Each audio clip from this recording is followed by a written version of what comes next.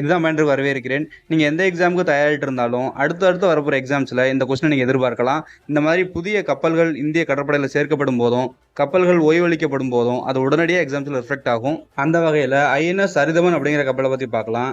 இந்தியாவில் உள்நாட்டு தொழில்நுட்பத்தில் தயாரிக்கப்பட்ட அணுசக்தியில் இயங்கக்கூடிய நீர்மூழ்கி கப்பல் ஐஎன்எஸ் அரிதமன் விசாகப்பட்டினத்தில் உள்ள கப்பல் கட்டும் தளத்தில் இந்த கப்பல் கட்டப்பட்டது. சில தொழில்நுட்ப உதவிகள் மட்டும் ரஷ்யாவிலிருந்து பெறப்பட்டது. இது போன்ற அணுசக்தியில் இயங்கக்கூடிய நீர்மூழ்கி கப்பல்களை கொண்டுள்ள நாடுகளில் அமெரிக்கா, ரஷ்யா, இங்கிலாந்து, பிரான்ஸ் மற்றும் சீனாவுக்கு அடுத்ததாக இந்தியா இணைந்துள்ளது. அணுசக்தியில் இயங்கக்கூடிய நீர்மூழ்கி கப்பல்களில் இந்தியாவுக்கு இது 3வது கப்பல். ஏற்கனவே ஐஎன்எஸ் அரிஹந்த் என்ற கப்பல் 2016லையும் ஐஎன்எஸ் அரிஹட் என்ற பெயர் 2024ஆம் ஆண்டும் 2 கப்பல்கள் இணைக்கப்பட்டுள்ளது. ஏப்ரல் 3, 2026இல் விசாகப்பட்டினத்தில் ஐஎன்எஸ் அரிதமன் என்ற பெயரில் 3வது கப்பல் இணைக்கப்பட்டுள்ளது. இதுதான் எக்ஸாம்ஸில் எதிர்பார்க்கலாம். ஐஎன்எஸ் அரிஹந்த், ஐஎன்எஸ் அரிஹட் இந்த 2 கப்பலை விட பல மடங்கு சக்தி வாய்ந்தது இந்த ஐஎன்எஸ் அரிதமன். 7000 டன் எடை கொண்ட இந்த கப்பலில் இருந்து ஒரே நேரத்தில் 8 ஏவுகணைகளை ஏவுவதற்கான அந்த தொழில்நுட்ப வசதி உள்ளது.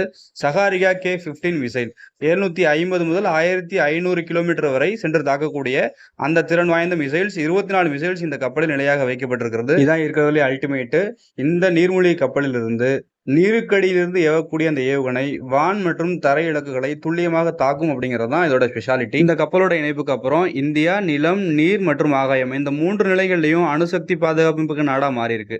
அப்படி அணுசக்தி பாதுகாப்பு மிக்க நாடா இருந்தாலுமே இந்தியா ஒரு கொள்கையை பின்பற்றுகிறது, நோ ஃபர்ஸ்ட் யூஸ் பாலிசி. முதலில் நாங்கள் அணுசக்தியை பிரயோகிக்க மாட்டோம். எதிரிகளால் தாக்கப்படும் போது பதில் தாக்குதலுக்காக அணுசக்தியை பயன்படுத்துவோம் அப்படிங்கிறது தான் இந்தியாவோட கொள்கையா இருக்கு. நேரு காலத்துல இருந்து அமைதிக்கான அணு அப்படிங்கிற நிலையில இருந்து இப்போ நம்ம நோ ஃபர்ஸ்ட் யூஸ் பாலிசி ஸ்டாண்டர்ட்ல நிக்கிறோம். எப்போ இந்த நிலைப்பாடு எடுத்தோன்னு கேட்டோம்னா 1998ல் பொக்ரான் 2 டெஸ்ட் நடந்தது.